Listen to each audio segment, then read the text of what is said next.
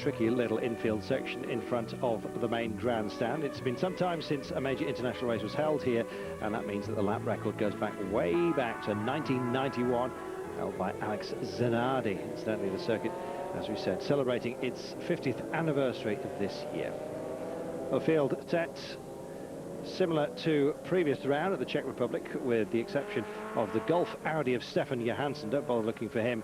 He's already clinched the driver's title, and as a result has shipped the car to America in readiness for the Petit Le Mans. So as it rolls by on pole, let me just remind you, the La Nesra of the Panos, indeed, driven by South Africa's Gary Formato and Richard Dean. Qualifying second, Ian McKellar and Chris Goodwin, who would be in a battle royal to claim the GTS honours from the similar Saline of Franz Conrad and the Walter Brum.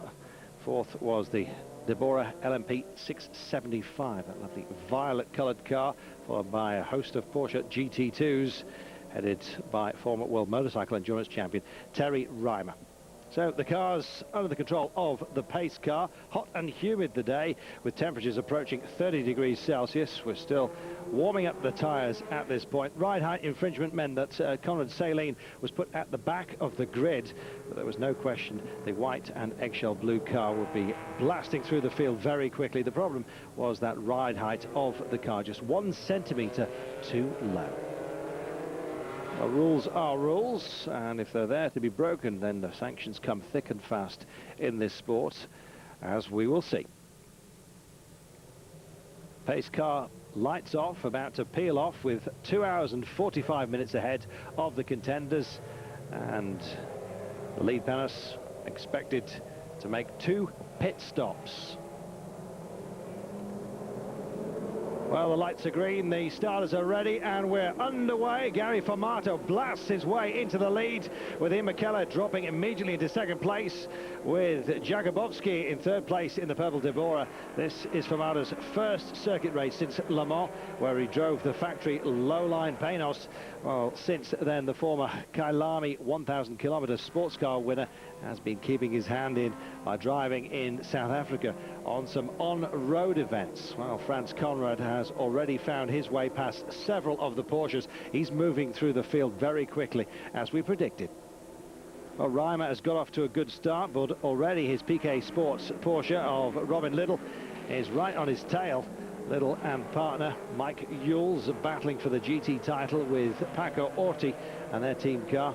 Team owner Orti has drafted in German Porsche ace Wolfgang Kaufmann. What an ace up the sleeve indeed, in a bid to thwart the PK team. Well, Kaufmann made a bad start, side by side with the Conrad Saline.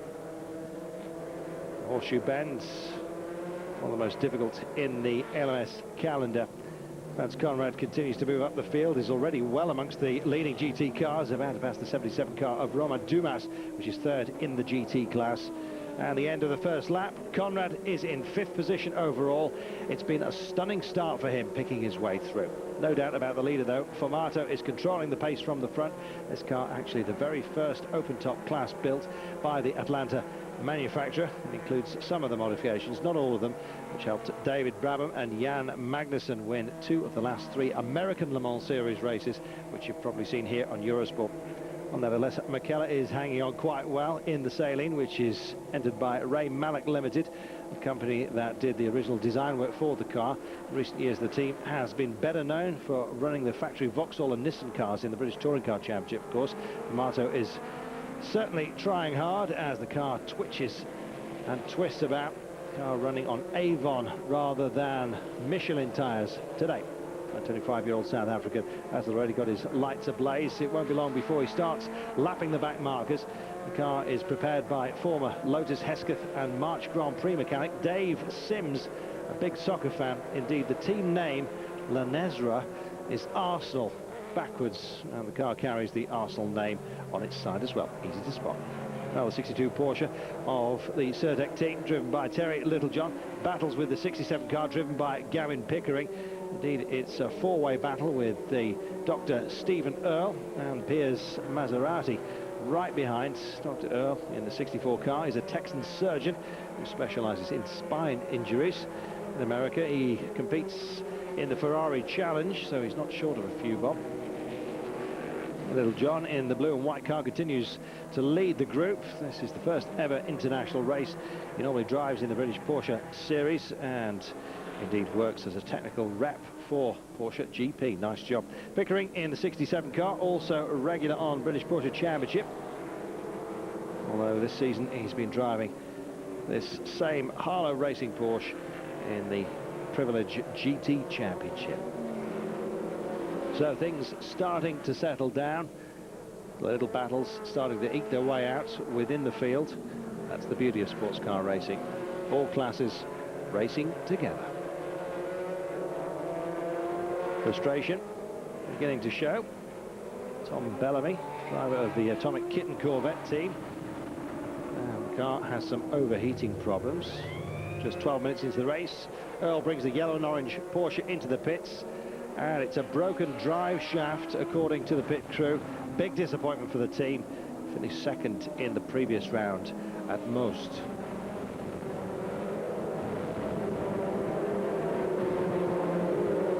Meanwhile, in the battle for second place in the GT fields, Terry Reimer fighting off a challenge from Wolfgang Kaufmann. Has recovered from a bad start. Kaufmann is really putting the former Suzuki Grand Prix rider under pressure, and some brake lock problems several occasions in his bid to hold off the man who used to trade wheels with Michael Schumacher in the German Formula 3 series.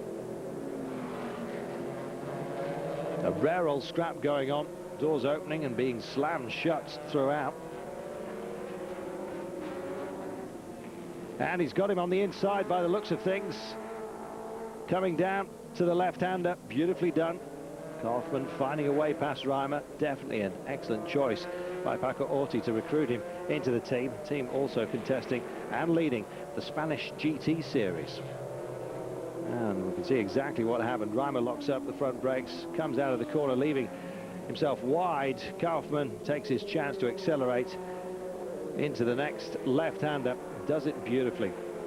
Very well executed. Work continues in the Seba pit. The team reckon they can change the drive shaft in around 15 minutes. Better than my garage, I can tell you. Gary Formato is still untroubled at the front of the field and has a 50-second lead over the two Salines, despite starting from the back. Conrad is now only 8 seconds behind Ian McKellar. Remarkable stuff.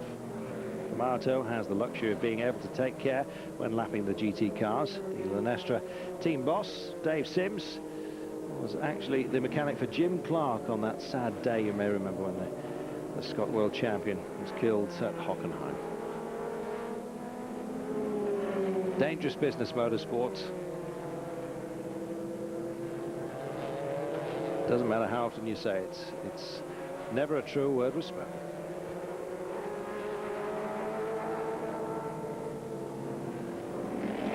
So, flash of red out ahead of the field. Conrad in third place, really trying hard, using all the curve and sliding the Saleen around as he closes on the limping Atomic Kitten Corvette. The AKR team say that they will upgrade to GTS Corvettes for the end of the season in Malaysia next year.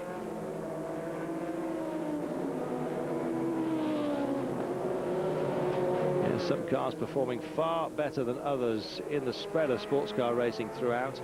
And although the Porsches dominate here in Europe, it's BMW that are looking very good indeed. Have done all season in the American Le Mans series. Well, the Seba Porsche has been repaired and is pushed back into the pit lane and back into the race. Good work. 64 car then, back with us. Best of luck to them. Meanwhile, Robin Little in the number 60 PK Sport Porsche in fourth place in GT and suffering from a slipping clutch. Team decide to soldier on for the points. Little is driving for 2 hours though before he'll be handing over to Mike Yules for the final stint. Yules has decided to hang up his helmet after this race and hopes that the result will be good enough to claim the ELMS GT title. Let's hope so for him. Meanwhile, sister car of the Maserati spinning on the infield in front of the oncoming traffic, able to get out of the way and rejoin safely, thank goodness. Formato lights ablaze. Just put himself a lap in front of the second place Saline with 40 minutes of the race run, but will soon be making a pit stop. Yes, pushing hard. Meanwhile, in the pits, Dave Sims pensive. Long time since he's had a win. Looking good for one here. But they take nothing for granted, these boys.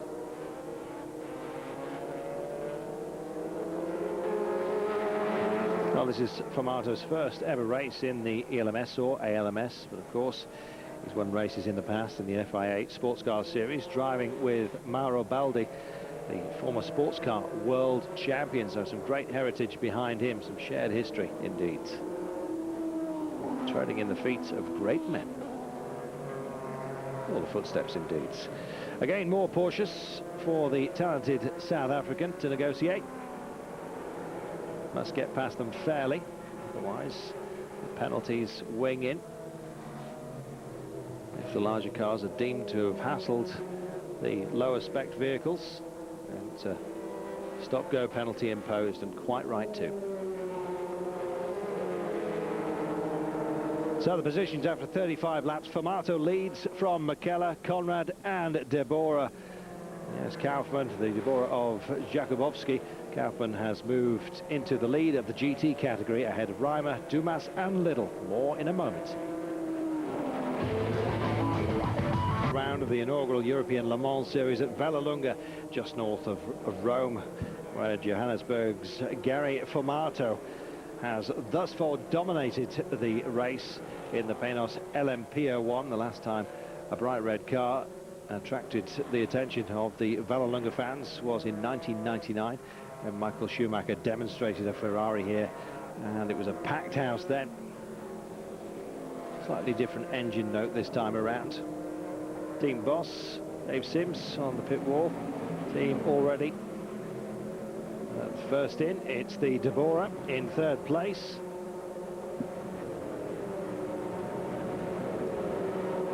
Only the drivers allowed to touch the car while refueling is going on. Any tyres will have to wait. Jakubowski, the French Ferrari Challenge champion, climbs out, hands over to Xavier Biche. His crash helmet colour scheme, that of the Deborah's old colours, prior to them switching to purple, which I have to say is very attractive indeed. The car powered by a Mada V8 engine, developed in Switzerland from what was originally a BMW design dating back to 1997. Robust it most certainly is. Jakubowski has been connected with the team for several years now. Well known and well liked.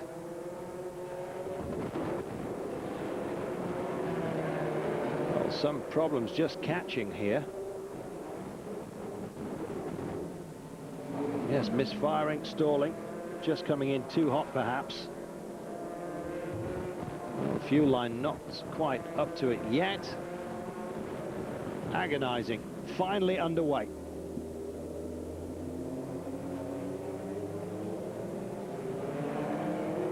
Well, keeping his speed down until he gets clear of the lane markers, rejoining the race. Well, the crew still waiting for the Penos. But it'll definitely be coming in at the end of this lap. Been around such a long time, the LMP01. LMP07 was supposed to supersede it this year in the American Le Mans Series. And even those boys gave up, went back to the old machine and started winning races again. Just such a beautifully set up machine. Formato swerving around the tyres in the pit entrance, proceeding at 60 kilometers an hour, finally stopping.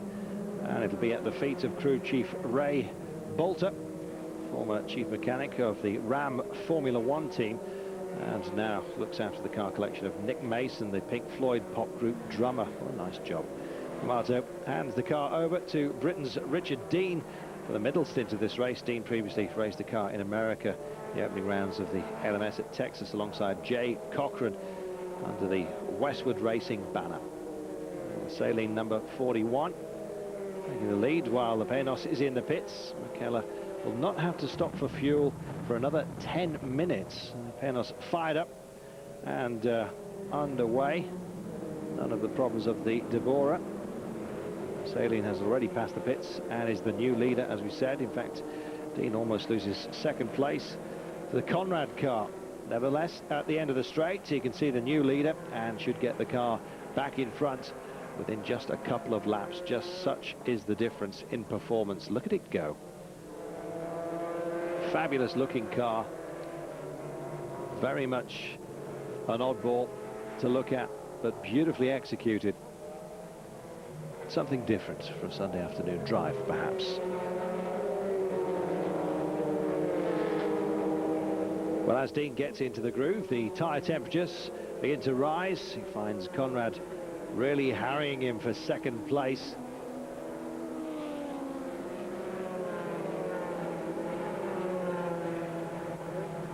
Nice to see these battles being eked out between the classes. And of course, all important in the absence of some of the bigger machines that we've been used to here. Bert Hayden in the Seba Porsche, and this is the two cars coming, and hopefully waves from the cockpit. Does so, indicates which side to pass. Conrad sees his chance, tries to sneak through, but Dean has the measure of him, and as soon as you get out on the straight, you can see the difference between the two vehicles, the two classes, that is. Meanwhile, Ray Malek, prepared sailing, continues on its way. But McKellar declared winners at Estoril after the Pescarolo Courage was disqualified, but it's since been reinstated. Great news for the French marque. And the Atomic Kitten car has spun with Roger Walters at the wheel. It's been a big learning curve for the team. A year ago they were winning the British Clubman's K Championship. There's a big difference between that and the international racing scene. Walters has to manoeuvre the car, struggling, as you can see, with clutch and gearbox problems. This is only the second year of racing for the businessman, who used to hold a senior position in the giant Krupp Steel organisation. Think huge guns, and just about got it. So back with us. Let's have another look at just how wide he went on that corner. This, not the replay. Well, we didn't quite catch it, but the back end coming round on the loose stuff, throwing up a cloud, and thankfully the wind blowing towards the cameras here and not onto the track, because some of these wheels, once they're nice and hot, they pick up dust tremendously well, which of course reduces traction and can cause all sorts of problems. Well, the highly experienced Richard Dean is closing in on the leader. Richard has raced extensively in Japan. His father, Tony, a regular in the American Can-Am series in a Porsche. Richard's recently been driving for the skier team from Australia in their Porsche machine. He's used to high-powered machinery. Has considerable Formula 3000 experience as well. Raced at Vallelunga before, so local knowledge helping him. Nothing much McKellar can do about the Panos. He just concentrate on lapping the Deborah. Prior to the Mada engine, Deborah tried Alfa Romeo power, didn't stick with it. The Corvette, well, in trouble again. This time apparently terminal. We'll see how they get on. They'll be looking forward to the GTS version next season. Dean still not found his way past the French car.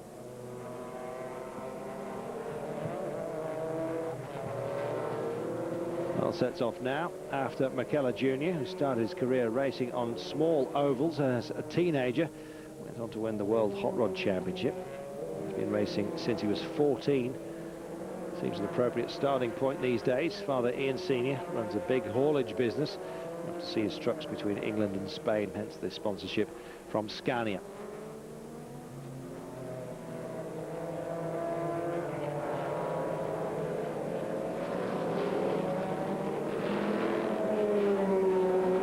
So, starting to close up once again, passing the Citroën Motorsport turbocharged GT Porsche, being driven by Australian Charlie Cox, now well known in Britain as a TV commentator.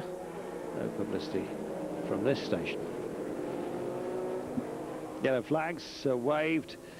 Dean will not be able to snatch the lead just for the time being.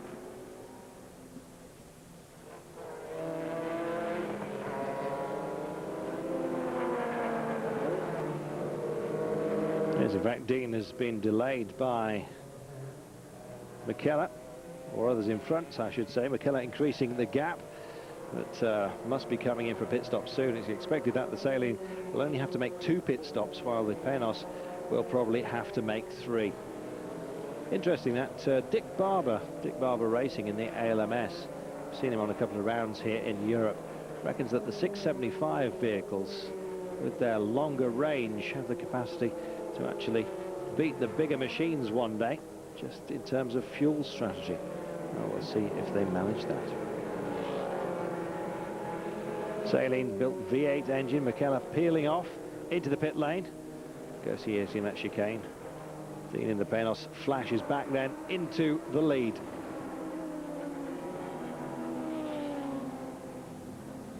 Goodwin in the red helmets. Opens the door, ready to take up the challenge, as he does so. Third place Saleen also stopping. Right in front of the RML car. Question is, which team will get out first?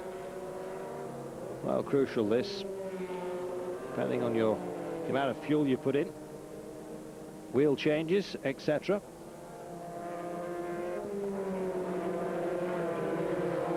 So how many tyres will they all take?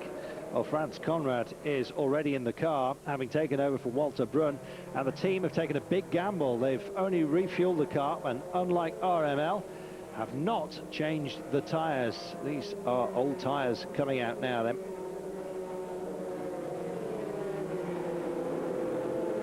So regaining the track in second place, but it's definitely something of a gamble. Can the cars last a double stint on the same rubber? Well, the same make and possibly the same compound as those used by RML. In the United States, Conrad runs his second Saleen on Goodyear's, incidentally. RML car waved out. Quite a lot of track position.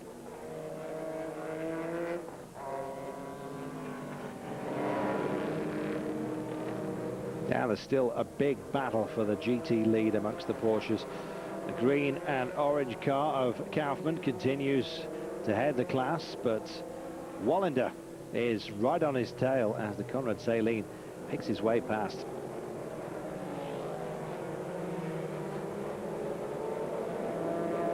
Doing so gingerly and politely, with enough oomph, of course, not to lose place in his own class.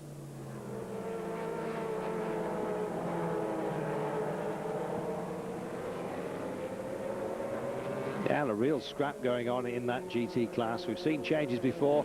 Look at the late braking, puffs of smoke. Will it pay off? Has he got the slingshot out of this?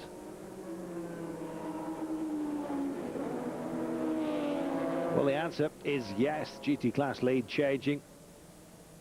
Wallander passing Kaufmann beautifully.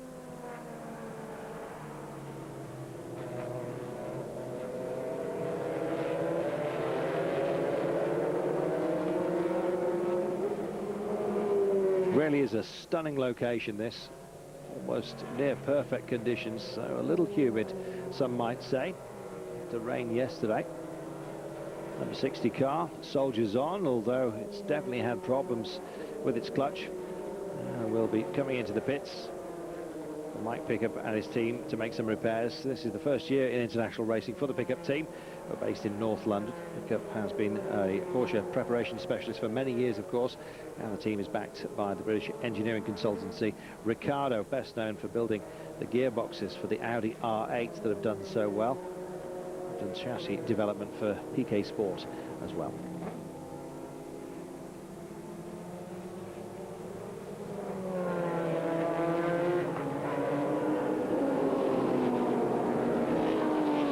So back in for the 60 car.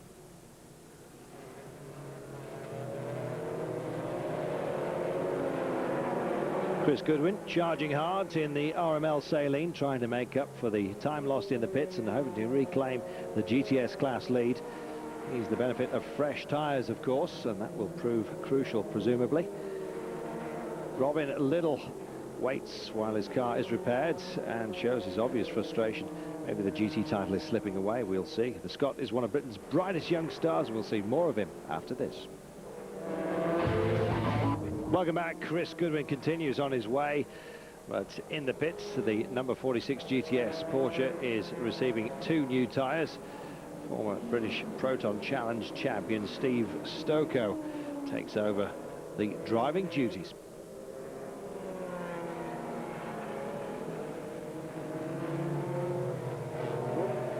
Well, fuel man off, wheel men on, and look at all those marbles on the track. An awful lot of rubber being shed by some of these machines, and those that are double stinting will be causing some of that, you can be sure.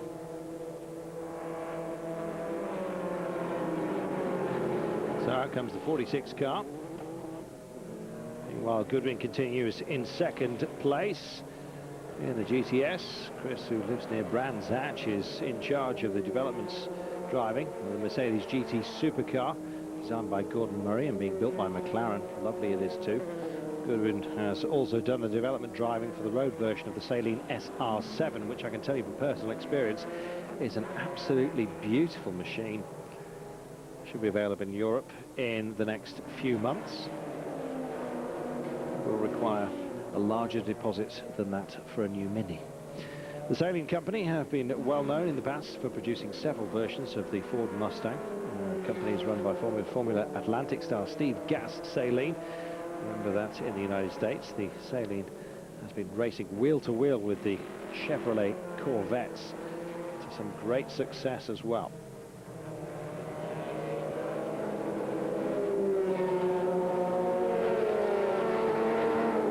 Sidrek Porsche number 36 back in the pits for a stop-go penalty, and guess what? The refueler had his visor up when he was refueling the car. The European Le Mans officials from America enforcing the rules very strictly indeed. It's all about safety, and it's for the benefit of absolutely everybody.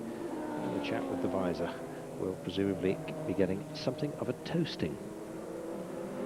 It's a light roasting, by the way. So at a half distance, the Phanos of Richard Dean and Gary Formato continues to lead with the average speed of just over 100 miles an hour from the Brun Conrad Saleen and the McKellar Goodwin Saleen.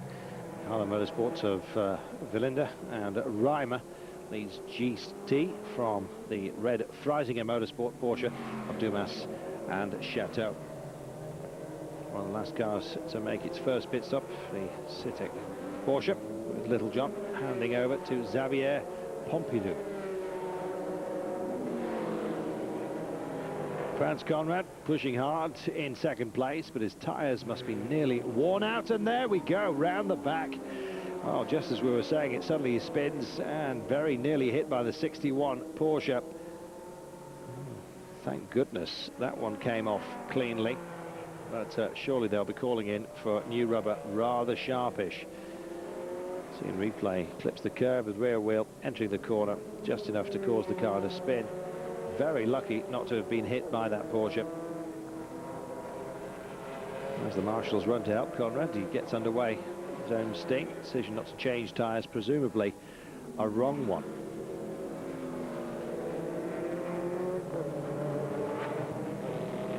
Well, when you don't trust your rubber, you certainly don't throw the hammer down. We'll be coming in shortly, you can bet.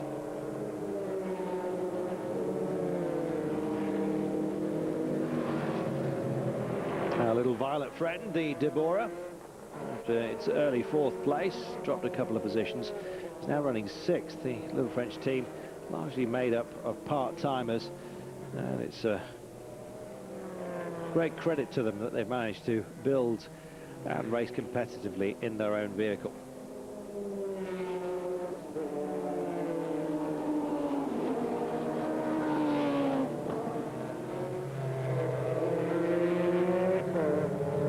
Still plenty of activity in the pits. Gavin Pickering, he'll be handing over the 7 car to Adam Simmons. His father Len, of course, owns the team. Always handy if your dad's got the cash. Meanwhile, Walter Brun, who in the past attempted to be a Grand Prix team owner, ready to take over from Franz Conrad.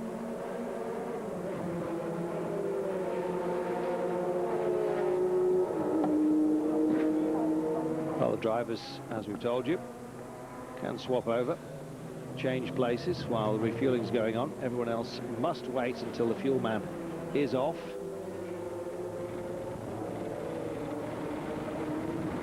Wheels going on as predicted after that spin. Still well in the lead. The Panos now leading by over a lap from the RML Saleen. The Conrad Saleen back to third place due to its early pit stop and of course that spin. Panos chassis in GT form, originally designed by Reynard. Since then the open version was completely reworked by designer Andy Thorby, who's since left the team. There's no news on whether Panos will continue to develop the low-line LMP 07, complete with the special and very small Zytec designed 4-litre V8. There's no question that it was rather short on power, no match for the 6-litre Ford motor in the old-style Panos. Much preferred now. And a crucial black flag for number 65. We've been leading the GT class. Their pit stop, they ran over an air hose when exiting the pits, and Kaufman has to bring the car back in for a stop-go penalty, which is really going to hurt the team. Well, slack handling by the pit crew perhaps, lack of vision by the driver perhaps. Blame lies somewhere. You know, it's always a little foggy when it comes to pit lane handling. All stops, wave him on, off you pop.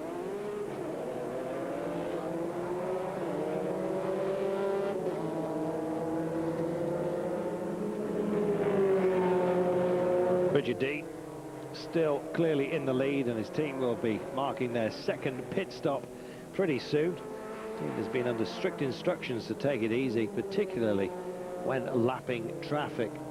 Do not get yourself a nasty little stop-go penalty for no good reason whatsoever. Sound advice.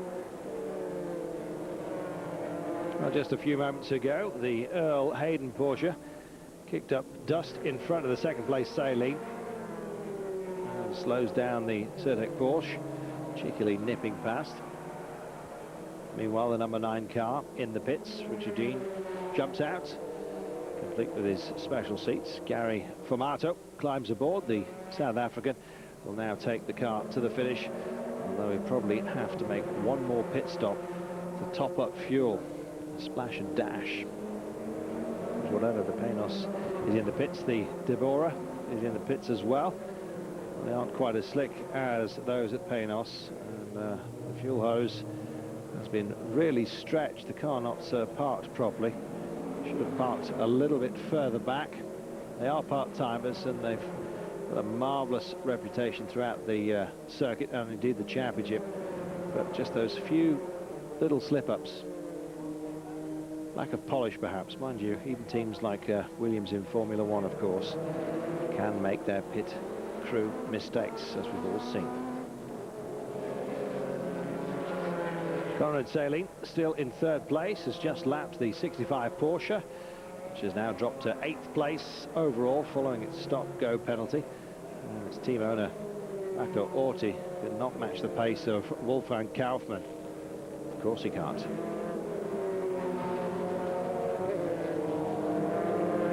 Franz Conrad, hugely experienced in sports cars, and while he's driven mainly in Porsches, also finished second overall in the 1990 Le Mans 24-hour driving for Jaguar. Austrian recently reached the grand old age of 50, but is still extremely fast indeed. Hat off to him. Oh dear, another black flag, this time for the Deborah, and we can see in the replay the problem. The team are refueling the car without having a team member with a fire extinguisher, and it's turning into a very frustrating race for the little French squad, whose car went so beautifully in Portugal.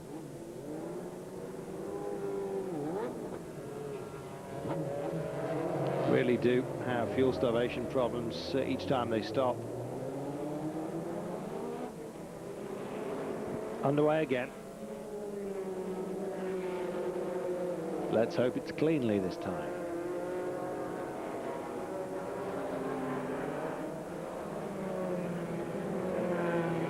Well, Gary Formato continues to dominate the race and now has both the PK Sport Porsches to lap.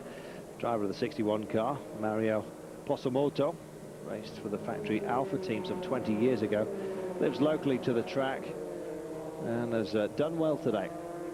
Local knowledge helping a great deal. PK fans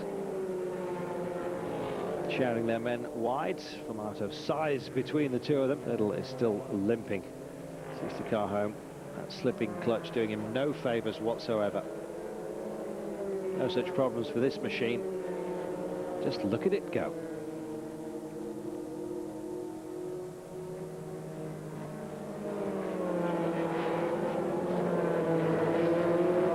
Well, Formato must find this all a bit different to his recent drives in a Nissan pickup in the South African Off-Road Championship. He says that he has really enjoyed this new form of racing and hopes to do some more. Unlike most of the drivers, he knows his way around Vallelunga, having tested a Formula 3000 car here in the past.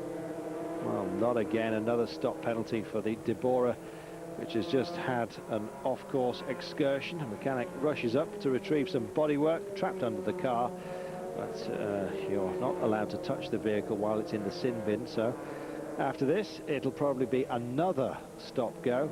The team really ought to read the rule book. You can't expect them to do everything. Conrad Seeley firmly in third place, but it looks as if the RML car is about to put it one lap down. It's at the 2-hour mark. The 41 Seeley is a lap behind the leading Panos, with the Conrad Seeley a further lap down. Number 66, Valander Reimer, their Porsche, now leads the GT class from the 77 Dumas Cantera car. Yet more problems for Deborah. The car has stalled in the pit.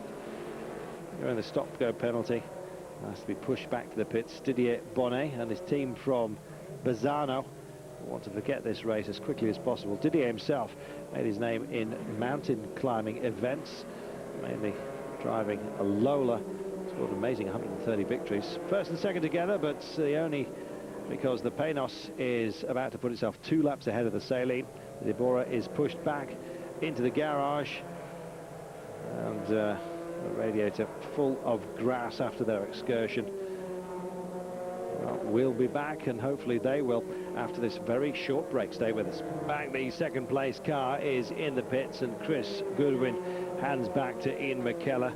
Meanwhile, out on the track, the GT leader is trailing some bodywork. It only looks cosmetic, but the team is worried that they may be black flagged. If it looks like it's going to come off, they probably will be, and they'll almost certainly lose them the victory. Well, it does look a little dangerous, it has to be said.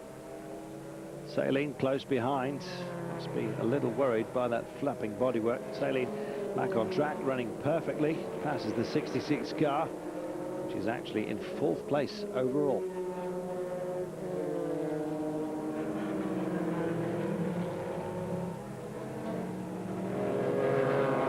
Yeah, surely they're going to have to come in for that. Can't go on. It's going to work itself free. And another look at that Atomic Kitten Corvette. Roger Walters is in the commentary box, so the production team decided just to cause him a few blushes by showing it once more. Well, less than half an hour to go. The 26 Saline is in for a stop-go penalty. Apparently hit the 66 Porsche on the back, and that's why its bodywork was damaged. Officials have decided that Braun could have avoided the accident, so gets the penalty. Formato continuing untroubled, but in the pits, some teams concerned about tyres. Just look at the state of that. Oh dear, Brun in the barrier. Walter Brun has made a big error as well. Well, truly stuck in the gravel, dug himself in, and decides to abandon the car, which is something of a mistake, because ELMS officials are usually very quick putting cars out of the gravel, back on the track. But for that, of course, they need a driver, and he's left the scene. Probably disgusted with himself, and trying to reverse out of it, and you can see the back of the car just dropping down, well and truly bedded in. Maybe it was the right decision.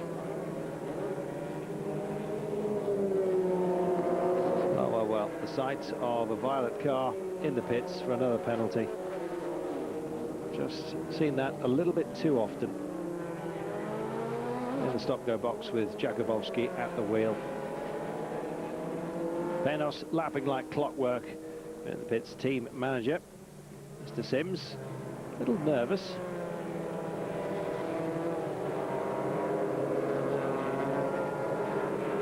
Victory, however it comes, always important for any team. And perhaps lack of some strenuous opposition here. Take nothing away from this victory, though. It's been very, very well won. 77 Porsche, still in second place in GT, and almost 50 seconds behind the 66 car, driven by Romain Dumas, Frenchman, who last year completed, or competed, I should say, in the Formula Palmer Audi series, one of the most closely contested series in saloon car racing.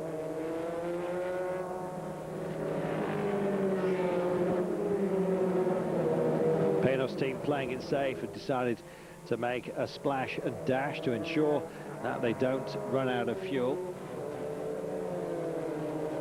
Good planning. They're in the comfort zone at the moment, and why not just make sure. Romato brings the car in neatly, and you can be certain that this team won't be falling foul of the officials. The car stopped and the clock goes just for fuel. Romato stays on board, no fresh tyres needed, and we'll be heading rather quickly back into this race.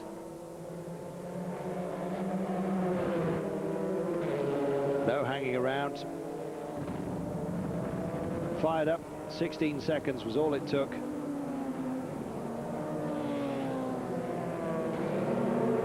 And we'll soon be back zapping past various Porsches and other vehicles. Look at this. A class apart, quite literally.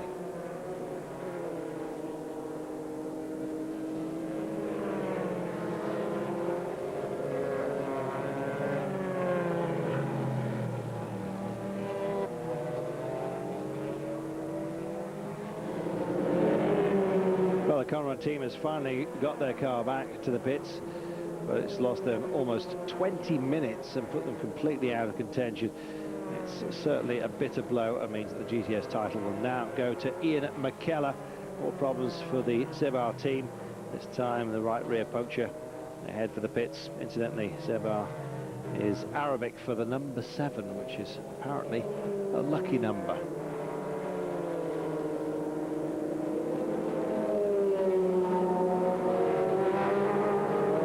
Another pit stop for the 26 car, just for a check-up. Chucking up all sorts of dust. Let's hope it's dust, not burning oil.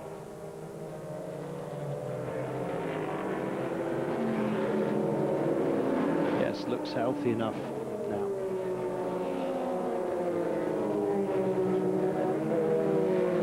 '64 Porsche, new tyre.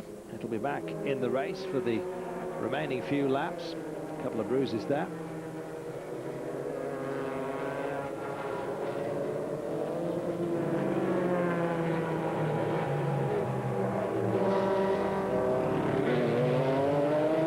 Meanwhile, Formato is heading for the flag. He's a second-generation racer, as his father, Mike, was successful in South Africa before him. Formato is used to driving big V8-powered front-engine cars. At the Ford Mustangs, he raced 49 victories in the West Bank V8 Challenge between '96 and 2000. Very different to the Penos, and even in the closing stages, he has to be careful not to tangle with the Porsches in some places of the track. Very dirty as well, and we've seen so often before. Just starting to think about victory a little bit too early can cost you a great deal indeed.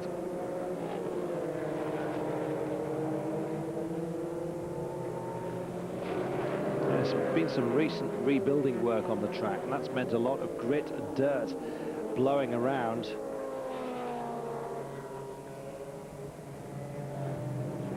But the red Penos, clean as a whistle for now.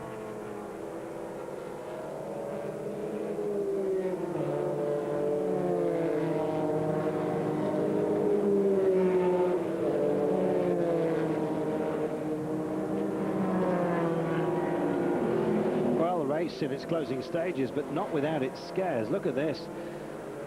Last minute frightener for Formato as Little John takes the grass just in front of him, causing all sorts of muck to get chucked up.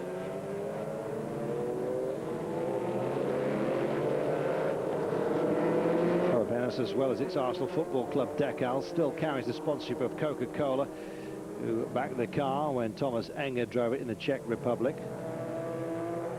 Landesra, commercial manager Nick Niaccio, now persuaded the giant US firm to continue the sponsorship for this race. They've had a great year, haven't they, Coca-Cola? Just think Formula 3000, they really have got their sponsorship sorted out, finding themselves at the top of the podium so often. Good news for Coca-Cola and indeed for those receiving their sponsorship. Two salines now circulating together. This is not what Franz Conrad had planned. He may be in front of the RML car on the roads, but after the earlier dramas is actually 17 laps behind. Keller must be careful if he gets knocked off the track by Conrad. The title would revert to the Austrian, but Franz is a sportsman and certainly wouldn't resort to those kind of tactics, you can be sure. Formato continues to eat up Vallelunga and shares some history with Brands Hatch, this track. Like the British circuit, it started as a grass oval for motorbikes, would you believe?